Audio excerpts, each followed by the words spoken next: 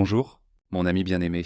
Dieu t'a conduit ici, exactement au moment où tu avais besoin d'entendre cela. Arrête-toi un instant. Prends le temps de ressentir cette vérité. Chaque fois que tu te regardes dans le miroir, permets-toi d'être pleinement, exactement tel que tu es. En faisant cela, tu accomplis un acte d'adoration, non pas une adoration de la perfection ou de la réussite, mais une adoration de celui qui t'a fait de manière si unique, si parfaite, si merveilleuse.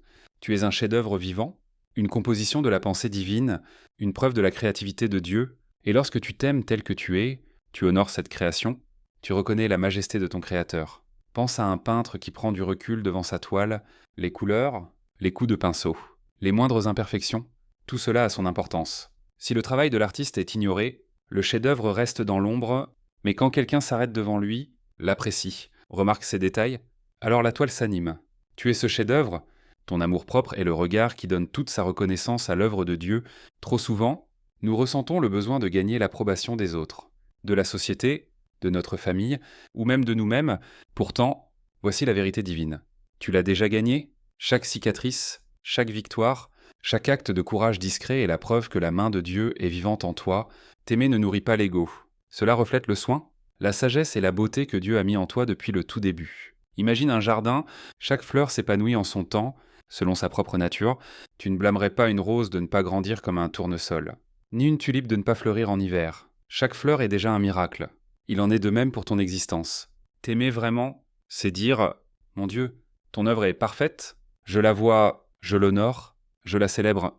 C'est un acte de culte, silencieux mais puissant, révérencieux et pourtant d'une joie inébranlable. Pourtant, s'aimer de cette façon n'est pas toujours facile. Le doute s'insinue, cette petite voix qui chuchote « Es-tu vraiment suffisant ?» Elle masque la vérité, mais le doute n'est qu'une ombre. Les ombres n'existent que parce qu'il y a de la lumière. Et la lumière, mon ami bien-aimé, est l'amour divin qui a été versé en toi. Cet amour est présent, que tu le reconnaisses ou non. Et lorsque tu choisis de t'aimer, tu renvoies cette lumière à Dieu en affirmant la vérité que sa création, toi, est magnifique. Pense à ceci, Dieu n'a pas besoin de ta validation.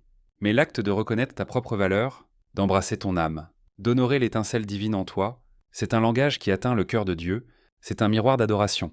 C'est la reconnaissance tranquille et profonde que son œuvre a de la valeur, que son art est visible, que son dessin mérite d'être célébré, et voici la beauté de tout cela.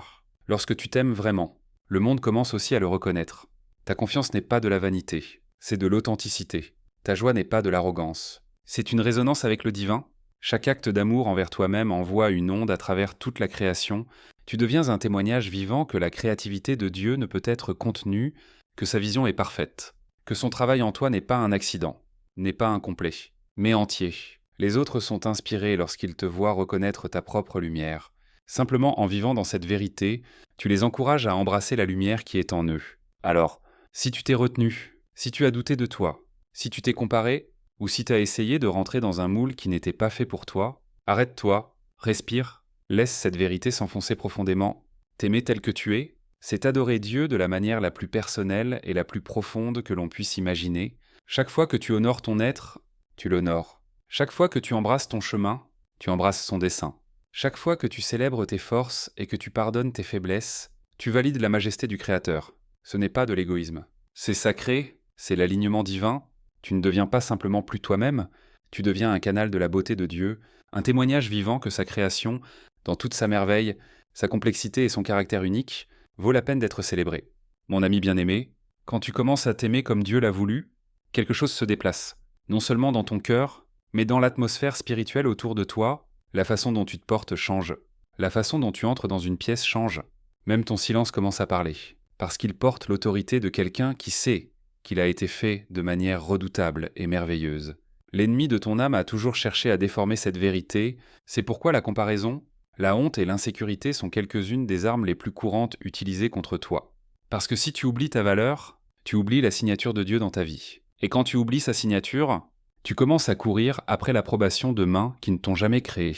Mais écoute attentivement, la couronne que Dieu a posée sur toi n'a jamais été destinée à être mise aux voix. Tu n'as pas besoin de bulletins de vote de la part de personnes brisées pour valider ce qui a déjà été signé par le Créateur lui-même. Pense à un musicien jouant un morceau composé par le plus grand maestro. Même si la foule n'applaudit pas, la mélodie porte toujours le génie de son compositeur. Tu es cette mélodie. Ta valeur ne dépend pas des applaudissements des autres. Elle repose sur la vérité inébranlable de celui qui t'a composé. et c'est là que cela devient sacré. Quand tu commences à t'honorer, tu donnes inconsciemment aux autres la permission de faire de même, ton existence même devient un sermon sans parole. Un ami qui a oublié sa beauté s'en souvient soudain en voyant comment tu portes la tienne. Une âme qui se sent comme une erreur commence à se demander si peut-être, juste peut-être, elle aussi a été conçue exprès. C'est pourquoi l'amour-propre ne concerne pas que toi, il s'agit des ondes qui se propagent au-delà de ta vie. Il s'agit de participer à l'œuvre de rédemption de Dieu en étant un exemple de sa créativité dans toute sa plénitude. Tu n'inspires pas les autres en niant qui tu es. Tu les inspires en l'embrassant pleinement, sans honte et avec tendresse. Imagine une lanterne allumée au milieu d'un champ sombre. La lanterne ne s'impose pas. Elle ne supplie pas les gens de s'approcher. Elle brille, tout simplement, et en brillant, les voyageurs fatigués trouvent leur chemin. C'est toi, lorsque tu choisis de t'accepter comme la création de Dieu, tu deviens une lumière sans essayer. Simplement en étant « mais voici le défi ». Le monde interprétera parfois mal ta lumière. Les gens qui n'ont pas appris à s'aimer peuvent voir ta confiance comme de l'arrogance. Ils peuvent même en vouloir à la joie que tu as cultivée. Mais leur perception ne change pas ta vérité. Le soleil ne s'éteint pas parce que quelqu'un se plaint de sa clarté, il se lève quand même. Et toi aussi. Pense maintenant au moment où tu as repoussé ton propre reflet, au moment où tu t'es dit que tu n'étais pas à la hauteur, au moment où tu as remis en question ta valeur. Et si chacun de ces moments était comme se tenir devant un vitrail et ne se concentrer que sur une fissure dans le coin, la beauté n'a jamais disparu. La lumière a continué à passer. La fissure n'a pas effacé le dessin. Elle a ajouté à l'histoire de la résilience. C'est ce que sont tes soi-disant défauts, pas des raisons d'être écarté, mais la preuve d'une vie qui a enduré, survécu et qui reflète encore la gloire de Dieu. Tes cicatrices ne sont pas honteuses. Elles sont les signatures sacrées de l'endurance. Le ciel les voit comme la preuve de ce que tu as traversé, et les anges s'émerveillent de la lumière qui continue de rayonner à travers elles.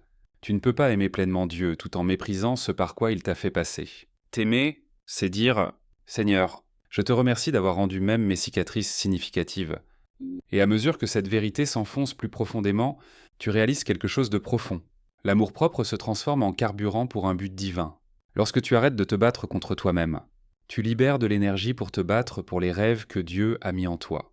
Lorsque tu arrêtes de douter de ton reflet, tu as plus de force pour entrer dans ton appel.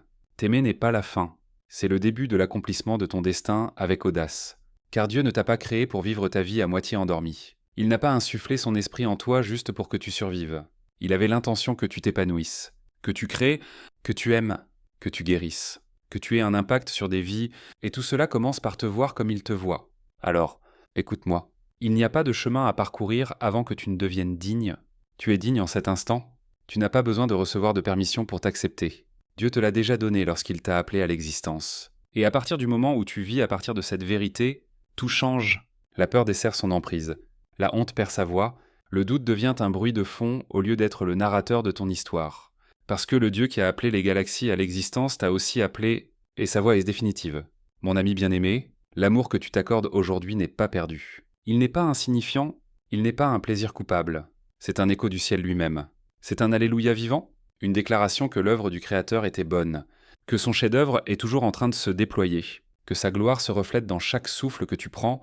Alors, tiens-toi droit, non par arrogance, mais par révérence. Non pas parce que tu es sans défaut, mais parce que tu as été fidèlement créé. Lève la tête, non pour prouver quelque chose, mais pour montrer au monde ce que c'est que lorsque quelqu'un ose s'aimer comme un acte d'amour pour Dieu, car c'est ce que tu fais. Chaque fois que tu te regardes avec compassion, chaque fois que tu choisis de pardonner ton reflet au lieu de le condamner, chaque fois que tu dis oui à la vie au lieu de te cacher dans la honte, tu adores, tu participes à la symphonie du ciel.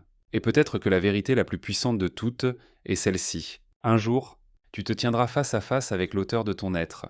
Et à ce moment-là, je crois qu'il te regardera avec amour et dira « Merci d'avoir honoré ce que j'ai créé, merci de t'être aimé assez pour me renvoyer ma gloire. » Cela, mon ami, est le plus grand acte d'adoration. Quand une parole comme celle-ci te touche, ton esprit a envie de rester en sa présence. C'est pourquoi j'ai créé Simplified Serenity, une chaîne avec de la musique pour la prière, la méditation et le repos profond. Tu trouveras les liens dans la description. J'aimerais beaucoup t'y voir.